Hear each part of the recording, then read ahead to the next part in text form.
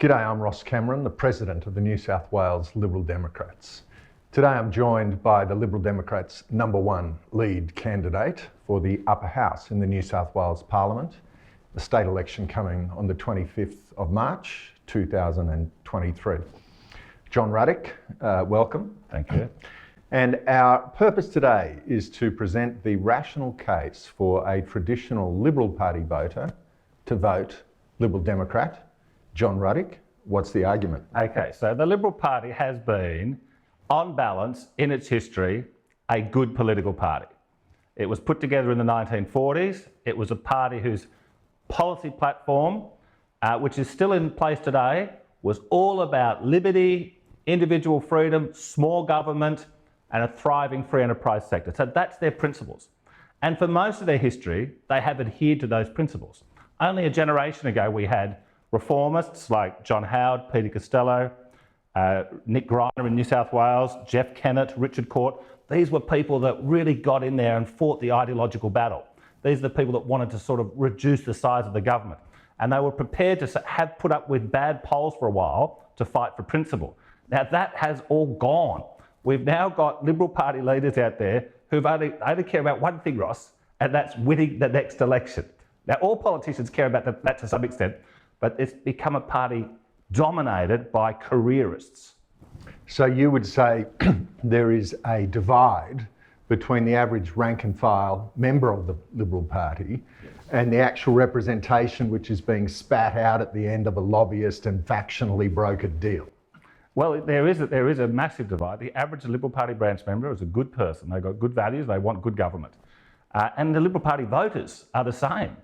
Okay, but what we're getting in, if we look over the last 15 years, at a state and federal level, is a complete betrayal of what the party is meant to stand for. Now, I left the party a couple of years ago.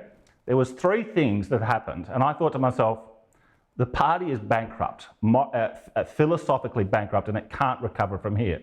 So the first was, the Commonwealth Government, after 9 years of Liberal government, has got $1 trillion worth of debt. And when John Howard lost office in 2007, there's basically no Commonwealth debt. And it was before COVID, it was $500 billion. Then they decided to crank it up over the bad flu to $1 trillion. And the most disturbing part was there was no revolt on the backbench. Yeah, a handful or less than a handful. You know, Craig Kelly when he was still there, George Christensen, one or two others. But if this had happened in any previous, if we'd had the COVID experience under any previous Liberal Prime Minister, half the cabinet would have resigned. The backbench would have rolled the Prime Minister for doing this to us. Okay, so that was #1, the debt. The second was the complete capitulation on global warming policy. These policies which are stuffing up energy markets all around the world, giving us poverty. Scott Morrison won the election in 2019, complaining about Bill Shorten wanting to go too hard, too fast on the global warming energy policies. But then he just goes and does everything Shorten wanted to do anyway. Okay, then the third thing was the authoritarian COVID state, inflicted upon us by state and federal Liberals. Okay, almost as bad as Dan Andrews' Labor government, left-wing Labor. Now, I just thought, look, if a party has done that, they could be forgiven for one of those things, Ross. But for all three, that's when I had the view, well, look, we need a fresh start. Now, I'd always voted for the Liberal Democrats and always liked Liberal Democrats. But when I saw their principled stand on these issues that we've just discussed, I thought, look, this is the party that we want to invest our time in. Now, I bet there are some people watching, Ross, who think, look, yeah, who agree with everything we've said, but they'll say, yes, but we can still reform the Liberal Party. I think they're wrong, but they might be right. And let's see. But the important thing is, you should send a message to the Liberal Party that if they have disappointed you, vote Liberal Democrat, at least in this election, to send the message that we want people who are truly committed to small government. We want the Liberal Party to recover its best self. And indeed, as you intimated, Liberal Party's official policy, if you go to the website and look at Liberal Party, what we believe, you and I would read that statement and tick, tick, yes. Tick, tick. But yes. In truth, what we find is it should really be called what we used to believe, what we no longer believe, right. What we pretend to believe. Yes. And I suppose it's a case of one of the things we love about the Liberal Democrats is they may at times act against their own political interest in order to defend a principle which they think is non-negotiable, primarily around the free citizen, around the libertarian principle. So tell us some of the things that a traditional Liberal Party voter might be apprehensive about in terms of the reputation of the Liberal Democrats. The Liberal Party has always had the view that if there's a war anywhere in the world, then we should get involved. Okay, and I think in the 20th century, most of the wars that we were involved with were fighting for freedom for our fellow man, and that was a good thing. Now, what's happened since 9/11 is there's been a succession of about 5 or 6 bad wars where we should not have been involved, and it's made the situation worse. Okay, so whereas the Liberal Party is always sort of unthinking about, there's a war, let's go. The Liberal Democrats, being a libertarian party, they're suspicious of centralised government. They're suspicious when a centralised government wants to go and get us into a war. Okay, and I think that's a good thing. The other one would be, people say that we're a pro-cannabis party. Truth is, we're not a pro-cannabis party at all.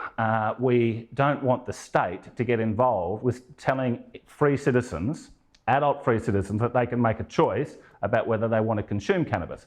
Now, if people want to go out there and campaign against cannabis and say that you shouldn't use it, well, that's fine. We support that freedom as well. But we don't want the government stepping in and saying, no, we'll make a decision about what's good for your health and you're not allowed to take it, because all it does is fuel a black market.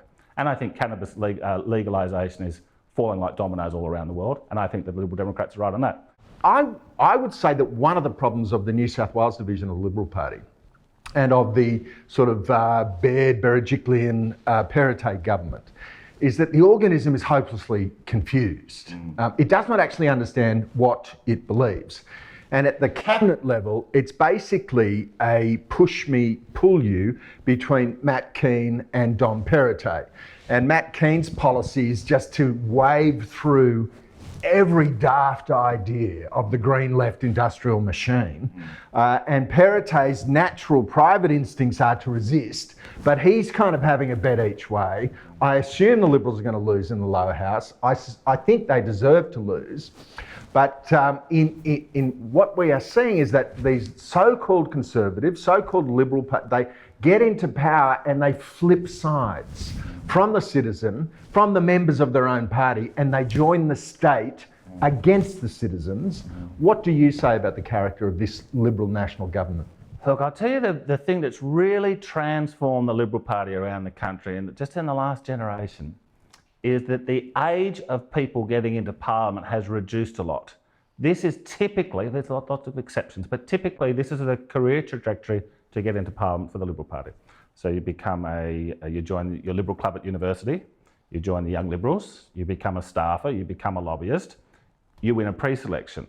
Now, look, some people might go through that process and end up being a very principled parliamentarian, but the truth is, I do believe you're better off having lived in the real world, paid taxes, dealt with scam artists, dealt with impressive people, been around the block a few times. Employed someone. Employed someone's very helpful, yes. Now, so at the Liberal Party, Ross, that's a good point about being employed.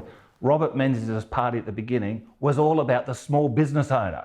Now, I don't think there's one small business owner in the New South Wales cabinet, and it shows. Because we were talking about the debt that the Commonwealth has clocked up, $1 trillion. When Labor lost office in 2011 in this state, they left the incoming O'Farrell government $7 billion in state debt. Pretty modest, right? Now it's about $80 billion. Okay, again, half of it's because of COVID, and it's already baked in. It's going to go to $114 billion. This is the Liberal government. Now, come on, Liberal voters, this is what they're doing to you. There is a much better alternative where you can at least send a message to the Liberal Party, and that is the Liberal Democrats.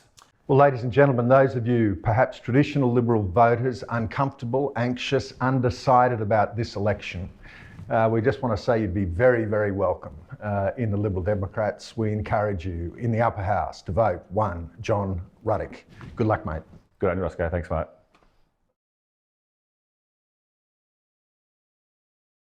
Authorised by Robert Cribb, Liberal Democrats, Hornsby.